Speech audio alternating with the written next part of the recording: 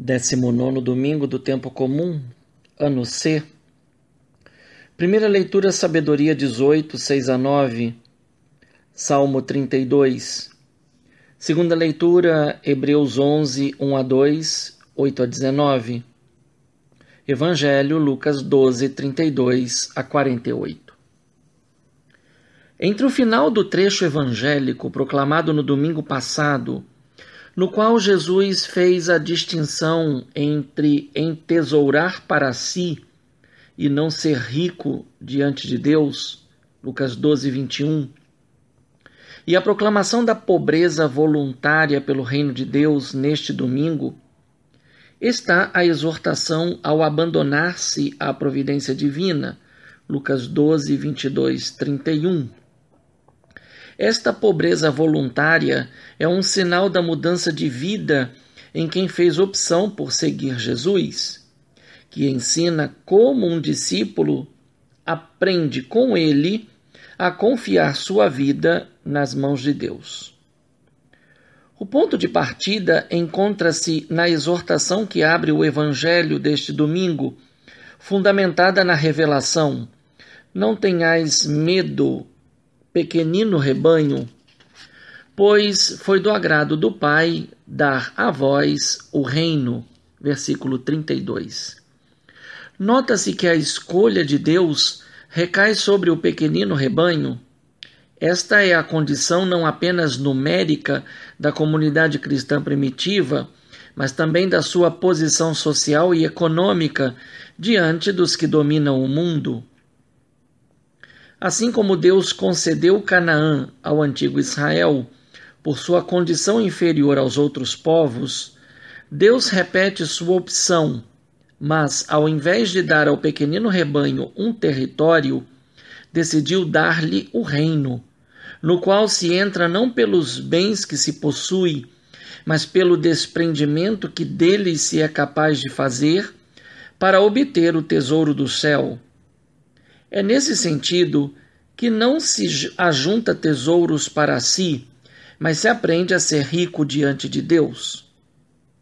A vida, então, serve para se alcançar o verdadeiro tesouro, que não consiste em bens temporais, mas no discipulado, pautado no exemplo de Jesus Cristo, que, sendo rico, se fez pobre para todos enriquecer com seus dons, em particular com o exemplo de sua incondicional obediência a Deus Pai, cumprindo a sua vontade salvífica. Acolher o reino dado pelo Pai é a ação que permite distinguir o verdadeiro tesouro que não acaba, que o ladrão não consegue roubar e a traça não pode corroer, pois é um bem que está entesourado no coração, a caridade. Por esta, se combate o perigo das riquezas e a deturpação de se pensar o reino como bênção material. Quando esse conhecimento se torna comportamento, o discípulo assume a postura de prontidão, rins cingidos e lâmpadas acesas, isto é, consegue caminhar em meio à escuridão do tempo em que se espera a parousia do Senhor, em meio às difíceis vicissitudes, dentro e fora da comunidade de fé, sujeita muitas vezes ao descuido e descaso de seus líderes. Isso pode ser observado porque Pedro faz a pergunta: Senhor, tu contas esta parábola para nós ou para todos? Pela resposta de Jesus podemos dizer: para ti, Pedro, e em ti para todos nós. Os versículos 35-40 encerram muitas imagens importantes direcionadas para a compreensão do protagonista, o Filho do Homem, comparado ao Senhor que deve voltar de uma festa de casamento e espera encontrar seus servos de prontidão e vigilantes. Chama a nossa atenção a inversão dos papéis. Ao invés de ser servido ao voltar do casamento, o Senhor é quem vai servir os seus servos se os encontrar de prontidão e vigilantes.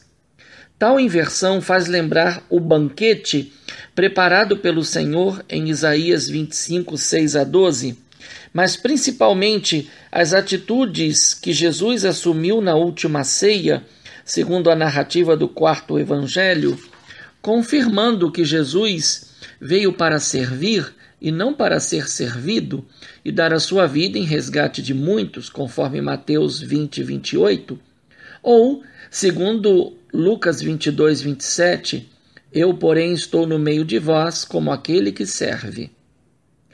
Esta realidade assumida pelo Senhor é kenosis, que confirma o sentido que encerra chamar a comunidade de fé de pequeno rebanho.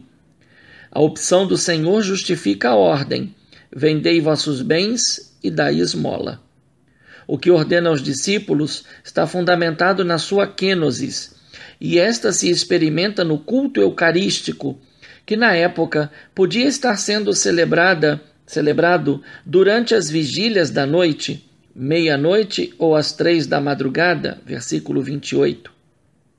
A razão podia estar associada às perseguições e aos martírios delas derivados. Se isto procede, então a entrada de Pedro em cena com uma questão prontamente respondida por Jesus passa a fazer toda a diferença, conduzindo a fala para o contexto de retribuição. Na comunidade de fé, só Jesus é o Senhor. E enquanto não retorna, deixou o administrador encarregado de cuidar e de zelar pela subsistência dela, tanto material como espiritual. Como no versículo 37, no versículo 43 se anuncia uma bem-aventurança para quem realiza a missão recebida.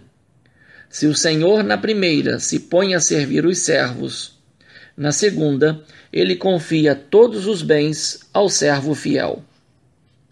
Ao que parece, já na comunidade de fé primitiva, houve descaso com a missão e com o conteúdo da fé. O ladrão, citado no versículo 39, pode representar o herético, que deturpa a verdade e divide a comunidade. Já o empregado que maltrata os criados e criadas do versículo 45 revela o abuso de poder e a usurpação dos bens que pertencem ao patrão senhor e que devem ser usados para beneficiar toda a comunidade. Fica claro que o evangelista está denunciando os erros que se estavam cometendo pelos discípulos e, em particular, pelos que foram constituídos episcopos, presbíteros e diáconos. Não estavam servindo ao Senhor e à comunidade, mas se servindo dela e de seus bens. É uma denúncia não apenas do passado, mas um critério para se olhar o presente da Igreja. Nela, os fiéis continuam, em muitos casos, padecendo de fome e sede da palavra de Deus e dos sacramentos, pois seus ministros não são bons administradores dos bens do Senhor.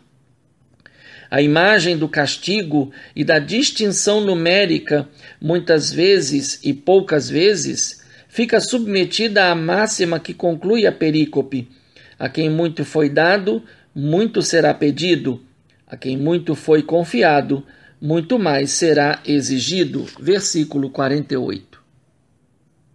Ignoramos o dia da vinda do Senhor, mas não ignoramos as consequências que derivam do bom uso ou do mau uso dos bens do Senhor confiados à sua Igreja.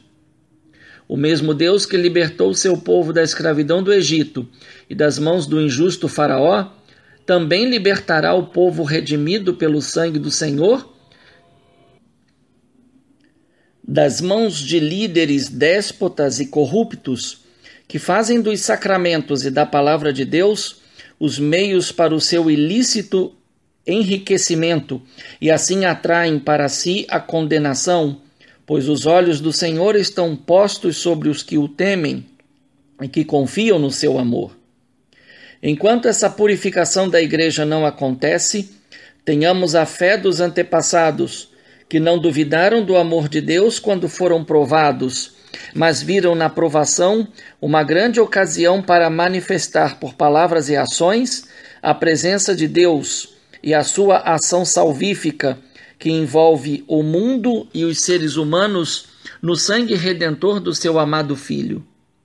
É Ele quem nos ensina a obediência da fé como paciência nas provações e esperança de que o reino está entre nós, revelando a caridade fraterna dos discípulos que não se deixaram corromper pelos desejos de grandeza e pelo carreirismo eclesiástico.